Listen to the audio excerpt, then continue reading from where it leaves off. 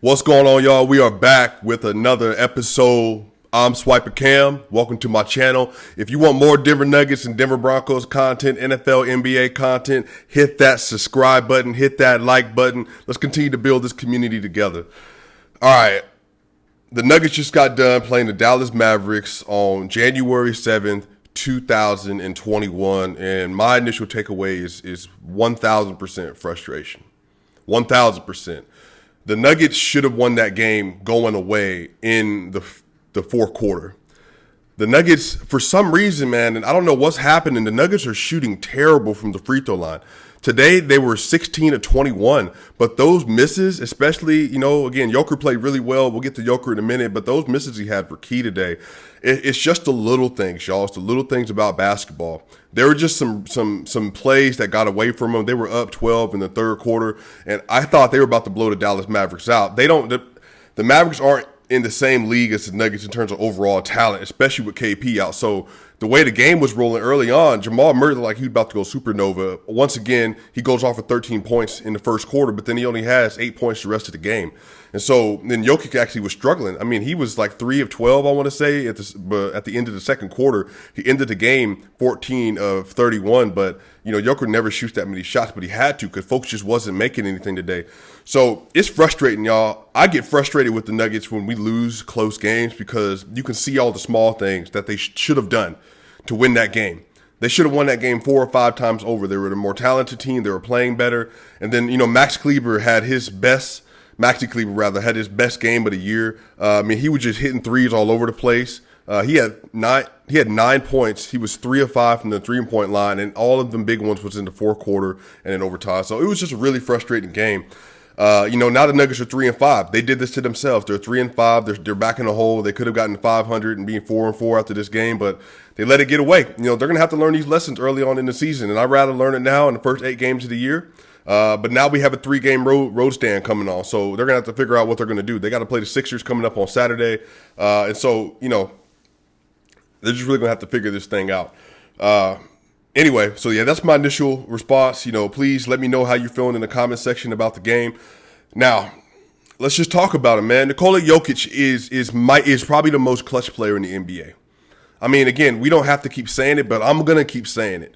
Nikola Jokic last year in the first round against the Utah Jazz had a game winner in a game 7 against a 2-time Defensive Player of the Year. Nikola Jokic, up to that point, had 6 game winners over the course of a 2-year period from 2018 season, 2019 season, not including the playoffs, which is the most in the NBA. He's even said himself that when he gets to the end of games and it has to be a clutch shot, he doesn't think about it. He doesn't process what's happening because it has to catch it, move, and shoot. And that's just how his brain works, and he is just excellent, elite at it. I'm talking about better than LeBron James and Damian Lillard and Steph Curry and Kevin Durant. The numbers bear it out. I don't even know what the percentage is when he's at the end of the game and he has to take a last-second shot. I mean, I can't really think of a time he's just missed a game-winning shot. So, he played great today, and Nikola Jokic had 38 points, 11 rebounds, and 4 assists. But, again, he was 6 of 10 from the free throw line. If he makes his free throws, the game's over in the fourth quarter. So the whole team is just really not there on their free throws right now. And I felt it. I know some of you all probably felt that as well. And so, again, he was 38 points, 11 rebounds, 4 assists. The 4 assists I don't like. Obviously, none of us really like it because we know the offense best works when he's passing the ball, diming people up, people are cutting. But honestly, what's happened the last 2 games is teams are intentionally they're not going to double team him because in their mind they're saying, look, you know what? We can make Jokic, who can do it, score a high 30 game or a 40-point game. Well, we already know that if Jokic does that, the same thing people do with LeBron James. And that's what people need to start realizing about Nikola Jokic. He's in that LeBron James category where I'd rather him score 40 points than him have 15 to 18 assists a game. Because if he does that, everybody else is involved in the game. Everybody else is hitting shots. And now I have to worry about guarding a top 5 player right now, top player in the NBA right now, and then having to guard everybody else. So Nikola Jokic is on the MVP strut right now. Luka played really well. Y'all, I love seeing the Balkan rivalries. Serbian Christmas, by the way, to my Serbian listeners, Merry Christmas. Thank you for tuning in on the Christmas for y'all. But Luka, man, he had 38 points, 9 rebounds, and 13 assists, man. He was 13 to 22 from the field, 2 of 7 from the 3-point line, 10 to 15 from the free throw line, man. But Luka, here's the thing. I'll get to the game in a minute, but here's the thing the difference between somebody like Luka and Jokic is Luka gets superstar calls on the perimeter. Like that call he got in the 3-point line when Gary Harris brushed his elbow because Luka jumped ahead a foot and a half. That was nothing. That was crap. That was an awful call. But it's Luka, so he's going to get those calls. Jokic got fouled at least 3 times. Again, the second game in a row, at least 3 times in the paint and didn't get a call. For some reason, and again, this is the way basketball works. Shaquille O'Neal, he was so dominant when he played in the 2000s, especially in the early 2000s and mid 2000s. When Shaquille O'Neal was playing, he only got about half the calls he should get because if you gave him a whistle, he would get one every single play because literally no one could stop him. You had to foul him to try and stop him. So it's the same thing with Jokic right now. His folks is hacking him. Elbows, arms, everything. And they're trying whatever they can to not stop him, to stop him from, making an up and under, from getting a floater, from making another pass. They're doing whatever they can to slow his momentum, but they're going to have to do something about that with these referees because it's so frustrating. If he played on the perimeter with Luka, he'd be getting the same amount of calls. Luka got 15 free throws tonight. He was 10 of 15, got 15 free throws tonight. Jokic got 10, but he plays inside. And honestly, he touches the ball more than anybody else in the league, maybe. So, man, that was just really frustrating. But look, man, let's give a shout out. Let's give a shout out to Serbia. Let's give a shout out to Slovenia. Hey, man, 2 of the top 6 players in the league right now. Again, Jokic is leading runner for the MVP right now, but his team won't win. They'll get 500 eventually. They'll get over 500 eventually. He'll get his respect. But he's leading the NBA in MVP vote right now for me. Luka is near that category. He hasn't been playing as well, and he's not shooting well this year. So, but they're balling. Like, for the next foreseeable future, I would say at least 7 to 8 years, 9 years, man, expect greatness from those 2 players. I love that Serbia and Slovenia have given us players like Nikola Jokic and Luka. Doncic can play, man, and he showed up tonight. Gary Harris gave his best effort. He gave him problems. This is the best that Luka's ever played against the Denver Nuggets. He's never had this game before. And again, he was just hitting shots. And one of the things about Luka knows how to use his body so well because he's 6'7 plus, 6'8 plus, that when he starts getting in the paint, he just knows how to get into the middle of the lane and sit. Because the Nuggets don't have a shot blocker, so he just can sit in the lane in that kind of 7 to 8 foot area, just throw it up, and it's there. And so, again, it's a frustrating game. The Nuggets should have won. They lost. Another frustrating game, and it wasn't because of Jokic. Y'all, Jamal Murray, again, 13 points. He played 46 minutes tonight, and he had 21 points, 4 rebounds, and 9 assists. And again, 13 of those points came in the first quarter. He was 3 of 9 from three-point line. Shoot him. Remember, we want him shooting anywhere from 7 to 8 to 9 3-pointers a game. Keep shooting them. He only got 2 free throws tonight, which means he wasn't getting to the basket like he should have. He got tired at the end of the game. I don't know, but he played 46 minutes. He was 8 of 19, and he just didn't show up in that fourth quarter and in overtime like we would expect Jamal Murray to, playoff Jamal Murray. So again, wasn't his greatest game, wasn't his best game, but we expect better next game. Gary Harris, 15 points, 4 rebounds. He was 6 of 9 from the field, 1 of 4 from the three-point line. Again, you would like to see him be 2 of 4, 2 of 5 from the three-point line, but he gave you 15 points on 6 of 9 shooting. That's good. He was cutting. He got his layups. He made his layups. That's good. He played commendable defense on one of the best perimeter players in the NBA who's super savvy and gets superstar calls. Look, I can live with that. Will Barton tonight. Will Barton played 34 minutes, was mostly used on just kind of a spot-up player. 8 points, 7 rebounds, 2 assists, 3 of 7 from the field, 2 of 5 from the three-point line, 40% from the three-point line. Didn't get any free throws. Paul Millsap, 29 minutes, 5, 5, and 4. And he was 0 of 2, rare 0 of 2 from the three-point line from Paul Millsap today. I like the inclusion of P.J. Dozier. He had to take over some minutes because Will Barton had 2 fouls in the first quarter. P.J. Dozier played. He played well. He had 9 points, 3 assists, 3 rebounds, and 1 assist. But here's the problem with PJ's game so far. Again, he's young. He'll grow out of it. But PJ can be the perfect complementary player if he has the usage rate of a Torrey Craig. If he played defense and had a usage rate of Torrey Craig, he'd be great. But he starts driving. He puts his head down. And then he gets lost, and then he tries to kick it out. He gets stuck underneath the basket, and he had some bad plays today. Overtime, fourth quarter. He just has to slow down. And another thing, I'm going to take this back to Jamal Murray. I said this on Twitter. Jamal Murray needs a little bit more James Harden in this game. And what I mean is when Jamal Murray had Maxi Kleber on him today, cook him. Cook him. There's no reason for you not to be cooking him. If he gets switched out on you, I want to see Jamal Murray going to the rack. I want to see him stepping back and hitting threes.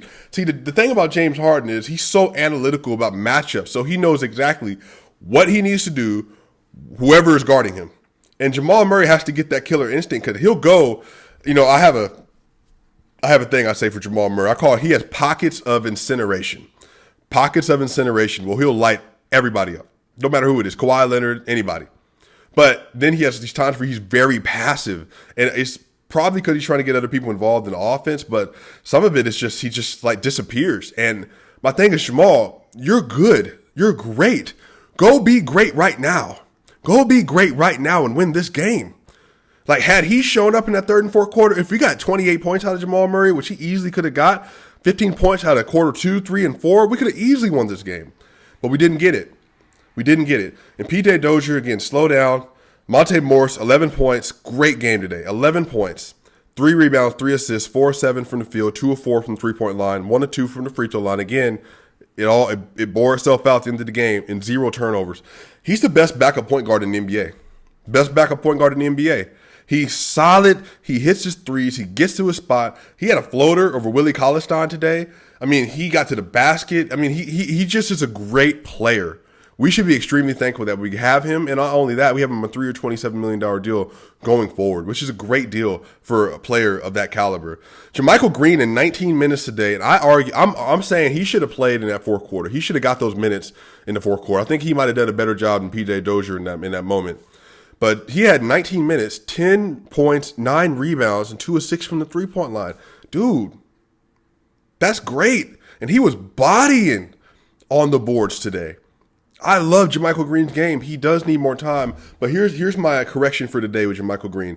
When we lost that 12-point lead in the third quarter, what was happening was every time they were doing a pick and roll with JaMychal Green, because he was playing the big center, the small ball 5, Luka would just pick and roll, and JaMychal would switch on him. And I'm like, JaMychal, just go over the hump. The same thing that Jokic is doing. Go over the hump. Let the guard rotate back out, because every time he did that, they would just throw the ball inside and they would get a layup. And they just had a streak of possession where they were getting layups or getting to the line. And I was so frustrated. I'm like, yo, just do the same thing you've been doing. And again, the Nuggets lost this game 9 or 10 different times. They should have won. And it's frustrating because when you're early in the season and struggling, you need wins like this, especially when teams that are inferior or teams you can beat easily. And they just didn't do it. They gave it away. They just gave it away.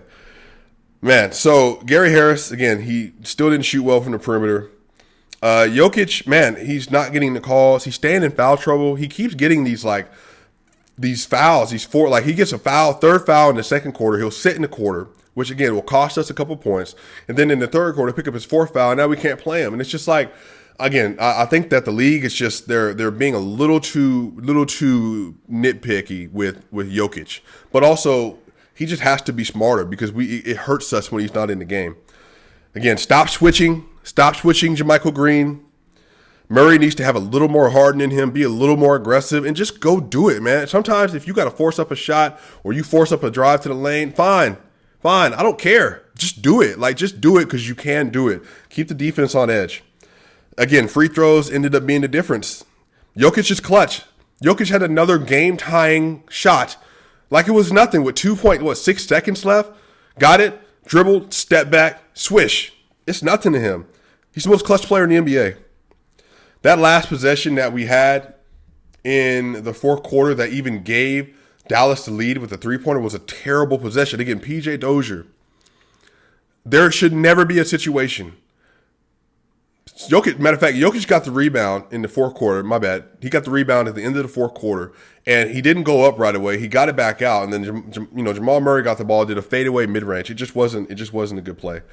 So, and also notes, Facu didn't play, but I think Facu is going to be matchup dependent. Facu is matchup dependent because when Malone feels like there's a bigger guard lineup, he doesn't know if he can use him. So he didn't play at all today. I wasn't super surprised. I think he should have played a little bit today, but in the end of the day, man, we could have used another ball handler maybe, but again, Monte Morris played really well. The biggest difference, y'all, it's just the little things. Do the little things right the first time, and we won't be in this situation. As simple as that. Rotate. Don't switch. Get back on D. Crash the boards. Hit your free throws. It's just little things. Stay out of foul trouble. Man, again, we wasted another Jokic great game. He was great today. We should have won the game. We didn't win the game. It's frustrating. Luka balled out. Dallas got to win. They're 4-4. Now the Nuggets are 3-5. Now they're looking up. They're really in a hole right now. Again, it's not major concern. It's 8 games into the year. It's not a huge concern with 64 games left in the year. We have a long season ahead of us. But man, I really wish we could have got that win. Anyway, y'all, again, if you're not subscribed to the channel, please subscribe and like so we can build this community. We will be back on Saturday after the Nuggets play the Philadelphia 76ers, Jokic versus Embiid. Maybe the 2 leading candidates for the MVP race right now. So, we'll see. Anyway, I'll see y'all soon. This is SwipaCam. Thank you for tuning in.